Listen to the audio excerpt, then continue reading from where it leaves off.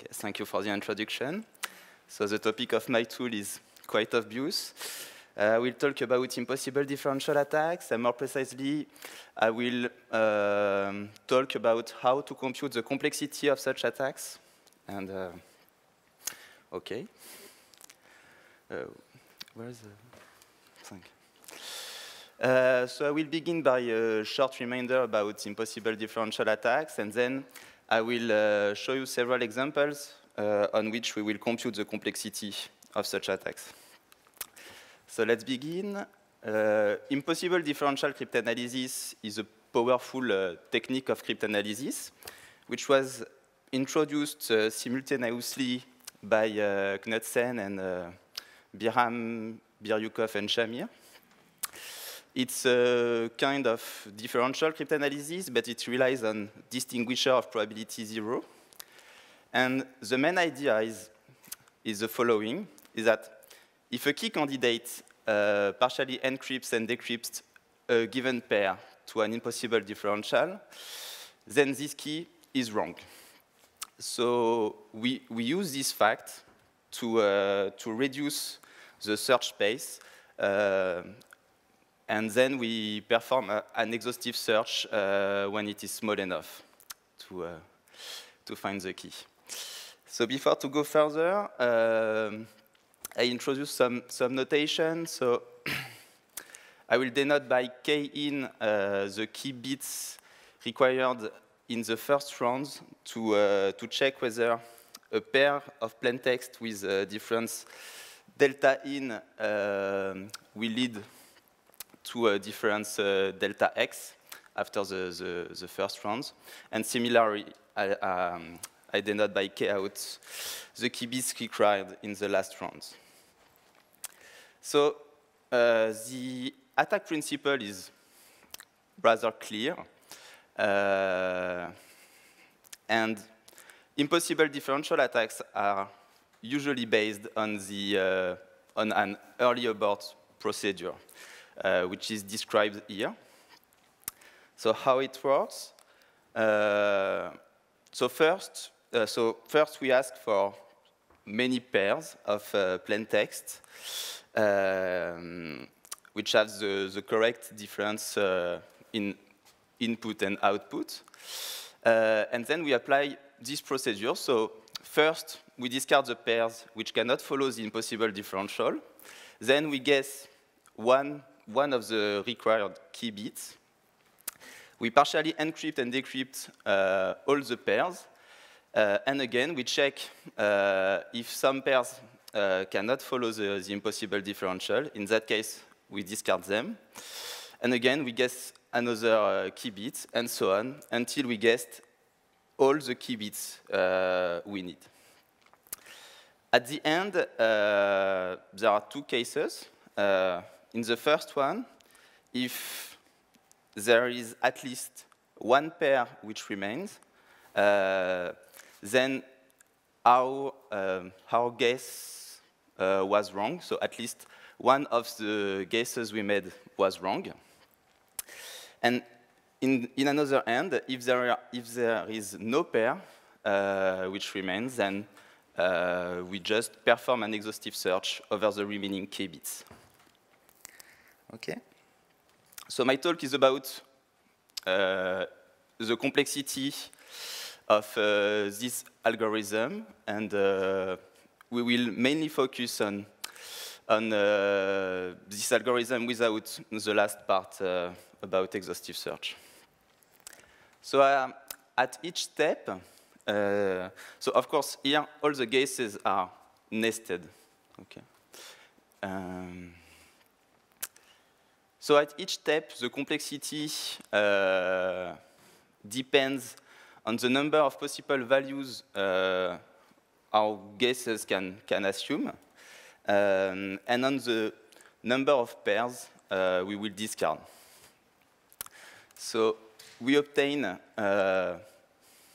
this formula.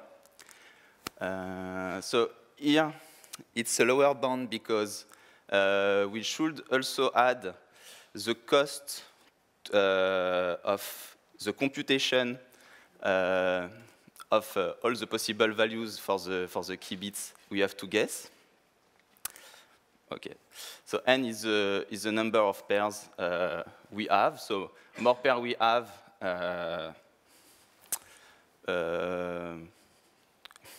less the exhaustive search part will be costly.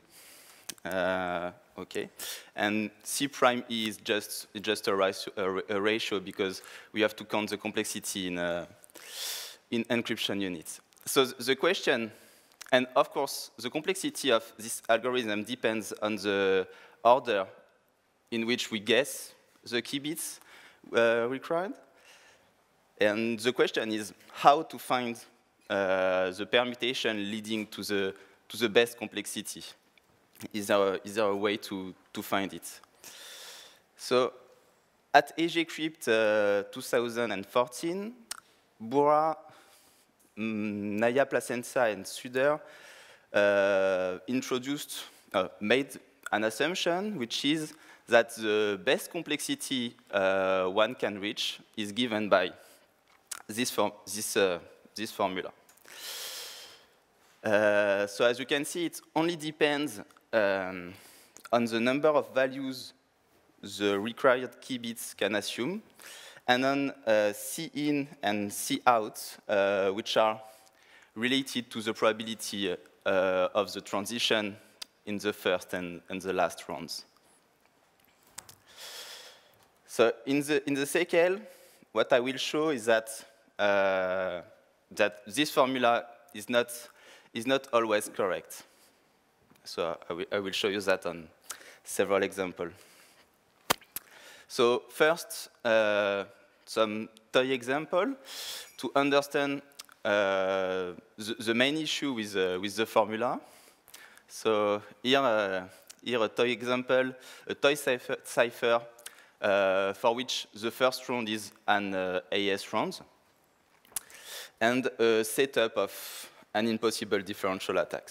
So what I will show is that depending on how the involved key bytes are related, how does this affect the time complexity of the corresponding impossible differential attack? So first, we start with the case where the 4 key bytes are independent. In that case, Bourra et al.'s formula give us this complexity, approximates the complexity of the attacks by this number. Okay, so 2 to the 10th times the number of pairs divided by the total number of S boxes in the cipher, but we don't really care about that. We just care about the 2 to the 10th. Okay, but let's now compute the real complexity of the attack.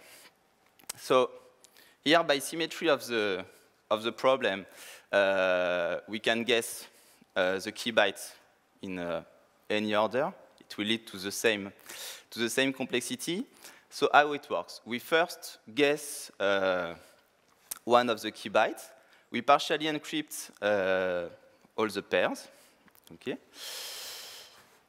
As the mixed column matrix is MDS, we will obtain the difference in the whole state Y here, and we also know it in the whole state X, okay, for all pairs.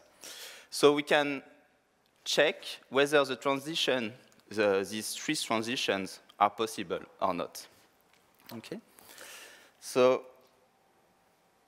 after that, we will keep only 1 pair over 2 to the 3rd, okay, because we will check the transition for the 3 S boxes here. Okay, so that's what we can see here. And then we guess the 3 other key bytes step by step, and each one will each one decreasing the number of remaining pairs by a factor 2 to the 7th, because we already checked that the transition through the S-box were possible. Okay? And what we obtained, so we can see that the complexity given by following the early abort technique is higher than what expected from Boura et al. Formula, from a factor 2 to the 6, approximately 2 to the 6, which is non-negligible. Okay, so let's now study the case where the key bytes are related. So for instance, if the two first key bytes are equal, in that case, the formula of Boura et al. Give us 2 to the 3 times some constant, while the real complexity is the real complexity obtained by computing by applying the early abort technique is almost 2 to the 9. So still, again, we obtain a deviation up to 2 to the 6. Okay. As you can see, so here there are many choices for the order in which we will guess the 4 key bytes, and we found that the best way to apply the optimal way to perform the attack is to first guess K0 and then key 5. Okay, so that compared to the case where the 4 key bytes were independent, we decreased those 3 terms by 2 to the 8. But now, let's study the case where the 4 key bytes are related by one equation, but where there is no equation involving only 3 of them. Okay, so for instance, if the XOR of all of them is equal to 0. In that case, the complexity given by Boura et al.'s formula does not change, because it only depends on the number of value the involved key byte can assume, but not on how they are related. While now, if we compute the real complexity, you can see that it is higher than previously, and there is now a deviation of higher than 2 to the 11th. Okay? So what we just saw is that one of the problems of Boura et al.'s formula is that it doesn't take into account the way in which involved key bits are related. It just takes into account the number of possible values they can assume, but here we just saw that the way in which they are related also matters. Okay, so that was a toy example. The question now is, can we is the formula of Boura et al. Can we also find a real block cipher for which the formula is not completely correct? So we decided to study impossible differential attacks against Twine. So Twine is a Nibble-oriented Feistel network designed by Susaki et al. It is available in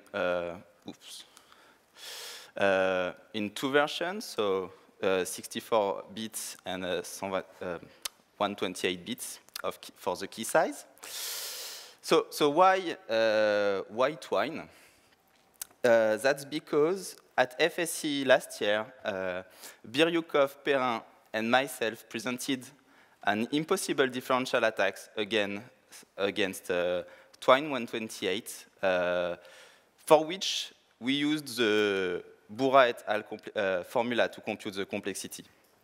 So here here's the setup of the attack we presented. So as you can see, a lot of key nibbles are involved because to perform the attack, we need to guess 52 sub-key nibbles. But thanks to the key schedule of Twine 128, they are related so that they can assume only 2 to the 124 values. So the complexity of this attack was expected to be 2 to the 124 plus something. So it was a good candidate to check whether the real complexity of this attack was actually higher than the natural bound of the exhaustive search or not. The first issue is that if there are, as there are 52 sub-key nibbles involved, brute forcing the complexity of the early abort technique is infeasible. Okay, there are too many cases to check. So we need to be a bit more smart. So we first note that if between two guesses no pairs are discarded, then the order in which they are guessed does not matter. Okay. So this can be used to reduce the number of possible permutations for the early abort technique. So now the question is, when do pairs are discarded? So for Twine, we are only interested in these cases. So by tuple x, y, z, where the difference in z is 0 with probability 1.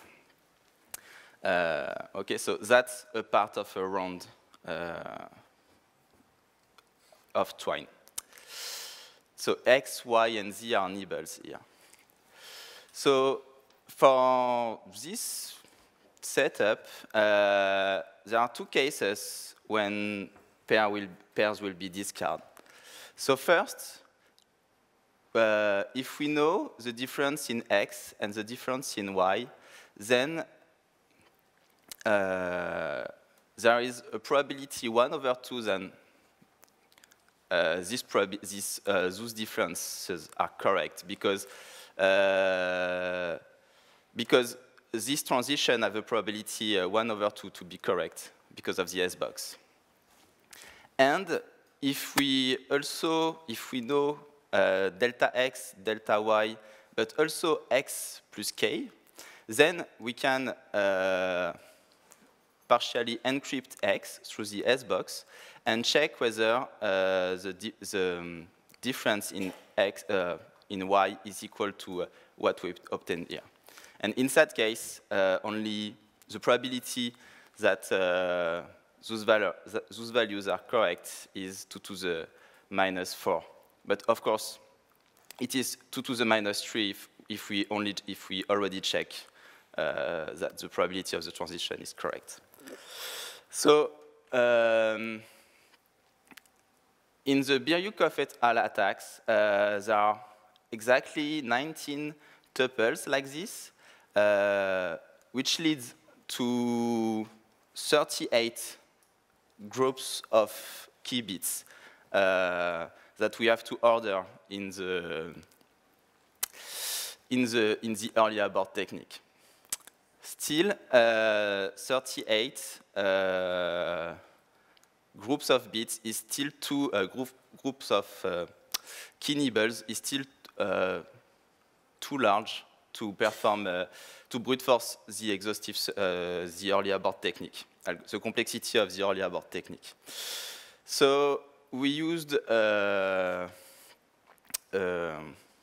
recursive approach. So first, we made some remark which decrease a lot the number of cases to try. We note it's obvious that if one group of key nibbles is contained in another one, then we should start by guessing the smallest, okay? Okay. And this is very useful to reduce the search space because first, obviously, the group of key nibbles required to compute delta x and delta y are also required to compute delta x, delta y, and x plus k, obviously. So there are already 19 inclusions, but also, for instance, if you want to compute a state value in the in the third round, you will have to compute state values in the second and in the first one. So there are a lot of group of key nibbles which are included in other ones. Okay, so we use the generic we use a recursive algorithm to compute the best complexity. The number of pairs discarded is easy to compute because we know for each group if it removes how the proportion of pairs it will remove. The only issue is that we need to compute the number of possible values, the different subsets of key nibbles we have to consider. Okay, so there are a lot of we will have a lot of subset of key nibbles, and for each of them, we would like to know how much value they can assume. So that's a complicated task, a priori, but the key schedule of Twine 128